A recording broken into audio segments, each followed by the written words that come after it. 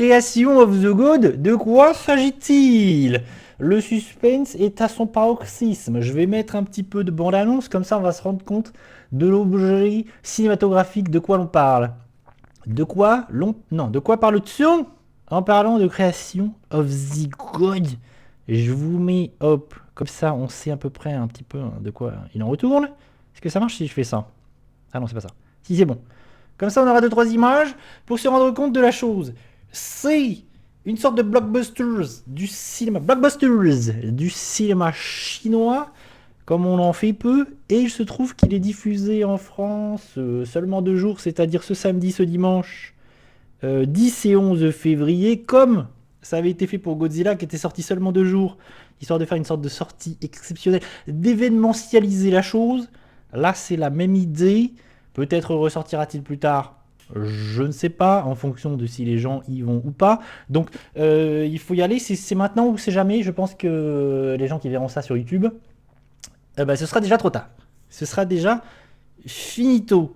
Pourquoi est-ce que Creation of the God, c'est un petit peu intéressant? Parce que c'est, entre autres choses, l'envie du cinéma chinois de balancer un blockbuster qui tâche, mais c'est aussi l'envie du cinéma chinois de faire le Seigneur des Anneaux. C'est un peu le Seigneur des Anneaux chinois, c'est-à-dire des batailles épiques, de l'ampleur, de la fantaisie, beaucoup d'argent dépensé, des décors extraordinaires, des effets 3D un peu moches, des fonds verts en voiture, voilà.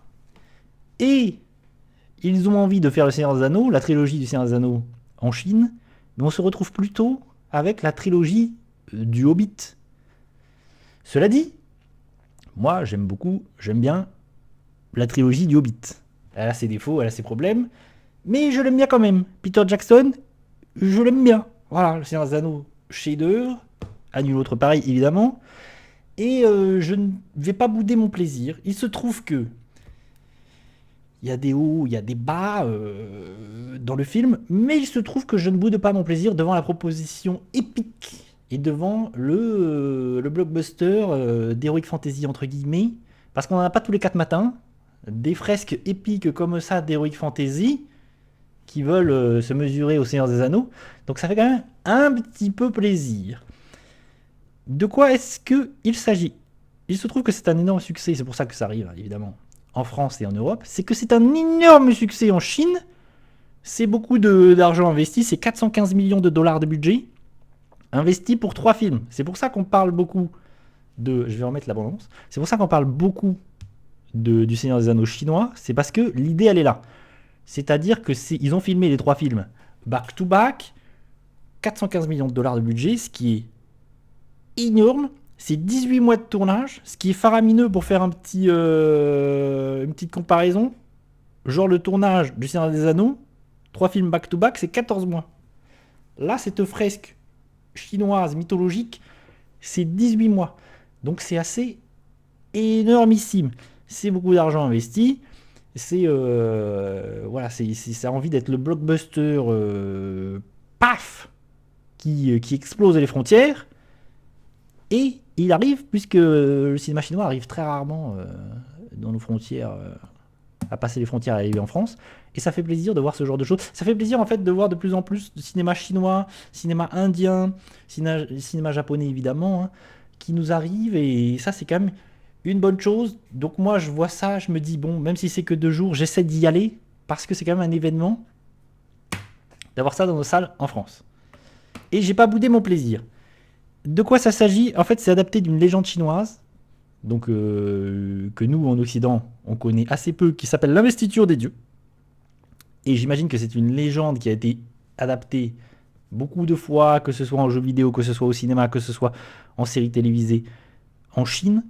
Nous on connaît pas trop, donc nous on est un peu perdu. Ça c'est un reproche qu'on peut trouver au film. Mais ça c'est en tant que spectateur occidental. C'est-à-dire que on est un peu perdu vis-à-vis de l'histoire, vis-à-vis des personnages, qui est quoi, qu'est-ce qui se passe. C'est un peu le bordel parce que je pense qu'un spectateur chinois, lui, il a ça en tête. Lui, il connaît, c'est des mythes, c'est des mythologies, c'est des légendes qui, je pense, il a en tête et qui ont été ressassées moult fois. En tant qu'occidental, c'est compliqué. tu te retrouves un peu perdu dans cette avalanche de CGI et de fond vert. Et autre petit souci, mais ça on le voit direct dans la bande-annonce, c'est que oui c'est épique, oui c'est spectaculaire, mais il y a aussi des effets spéciaux qui marchent pas de ouf et qui sont peut-être un peu des fois de mauvais goût, mais encore une fois c'est quand on a une vision d'occidental, et c'est peut-être pas forcément le cas quand tu es un spectateur chinois, parce qu'ils ont aussi une façon différente d'utiliser les CGI et les effets spéciaux. Et ce qu'on peut trouver un peu de mauvais goût, mais c'est la même chose avec le cinéma indien, ce qu'on peut trouver un petit peu de mauvais goût et pas forcément de mauvais goût pour tout le monde. En tout cas, il y a des choses vraiment impressionnantes dans le film. J'ai mis 3,5 parce que vraiment, je trouve la proposition vraiment cool, vraiment intéressante. La première séquence, hyper épique. Là où il y a un problème, je trouve, c'est que il y a des séquences épiques, mais elles sont cantonnées un petit peu au début et à la fin. C'est-à-dire qu'il y a une séquence au début, vraiment, c'est Seigneur des Anneaux, c'est Game of Thrones, où on a une attaque, l'attaque d'une armée, vraiment de beaucoup de soldats qui vont attaquer un château. Là, c'est épique, il se passe des trucs, il y a des fonds verts, il y a des effets spéciaux, c'est pas mal impressionnant. Et à la fin, on a une course-poursuite, on a une séquence d'action qui, elle aussi, est pas mal impressionnante. Mais le problème, c'est qu'au milieu de tout ça, on a beaucoup d'intrigues politiques qu'on comprend pas forcément toujours, parce qu'on sait pas trop qui est quoi, c'est un peu complexe. Où là, je trouve le flanc retombe un petit peu. Mais après, des fois, il y a des petites scènes d'action qui viennent saupoudrer la chose. Par exemple, il y a deux personnages qui viennent... Parce que c'est le bordel, hein. Il y a des dieux qui viennent sur Terre. Alors là, c'est la fête au CGI, aux effets spéciaux numériques. Donc c'est limite des super-héros. Ils sont là, c'est parti, on fait des dingueries. Et puis, il y a une malédiction. Il y a une femme qui est investie du démon renard. On le voit dans la bande-annonce. D'ailleurs, je trouve que c'est le meilleur personnage du film. C'est le démon renard qui est joué par une actrice chinoise qui, je trouve, l'incarne parfaitement bien, ce côté froide, maléfique et en même temps démoniaque et tout. Franchement, ça fonctionne de ouf. Et elle est possédée par l'esprit du démon renard, c'est ça. Et du coup, c'est beaucoup d'intrigues politiques. Et le fait est que comme c'est un épisode, que c'est le premier épisode d'une trilogie, tu sens que ça a du mal à avancer parce que c'est là pour poser les bases, pour présenter les personnages, et il y en a beaucoup plus de personnages, comme le Seigneur des Anneaux d'ailleurs. Et que du coup, tu sens qu'il y a plein de graines qui sont positionnées, qui sont posées là, tac, tac, tac, et qui vont éclore dans les suites, dans le 2 et dans le 3. Donc il y a plein de trucs où tu sens que ça va arriver, mais que ça arrive pas tout de suite. Des batailles, des machins, des conflits, et ça c'est un peu frustrant. Comme c'est une première partie, c'est un petit peu frustrant, c'est un petit peu dommage, comme peut l'être d'ailleurs Spider-Man, le dernier Spider-Man, film d'animation, où c'est un film coupé en deux. Là c'est pareil, là c'est un film coupé en trois, donc il y a ce côté un petit peu frustrant. Je pense qu'il y a plein de gens qui vont, c'est comme avec le cinéma indien, il y a plein de gens qui vont rejeter ça en bloc parce que les CGI et les effets spéciaux les font verts. Il y a vraiment des scènes, moi que j'ai trouvé assez laides, hein, vraiment, il y a un passage à un moment donné où on est dans le monde des dieux, tu sais pas, c'est le paradis, c'est tout sur fond vert. Là, cette scène-là. Donc là, c'est complexe, mais il y a d'autres moments où véritablement, je trouve, c'est très spectaculaire.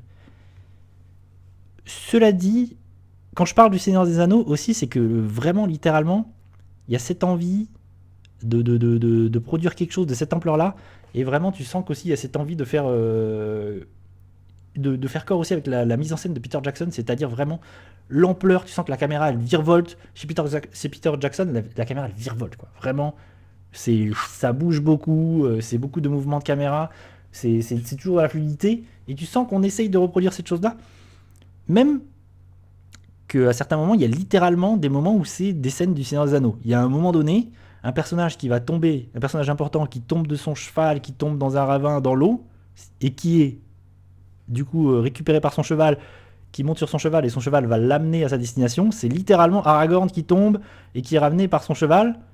Là, je pense que c'est complètement le Seigneur des Anneaux, et c'est de toute façon, c'est cette envie-là, de toute façon, du film, d'être le Seigneur des Anneaux. Donc, pourquoi pas?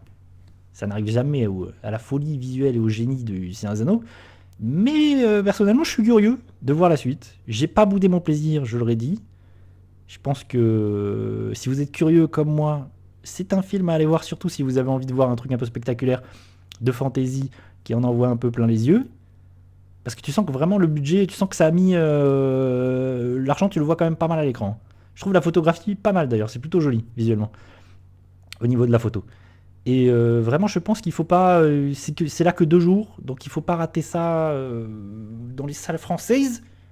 C'est forcément très intéressant. Et c'est toujours intéressant de se frotter à des cinémas. On n'a pas trop l'habitude de voir ce genre de choses, quoi. Donc c'est plutôt cool. Et puis c'est cool que ça arrive dans nos salles. C'est quand même très rare. Donc voilà en ce qui concerne Creation of the God numéro 1, le premier épisode, Kingdom of the Storm, le royaume des storms.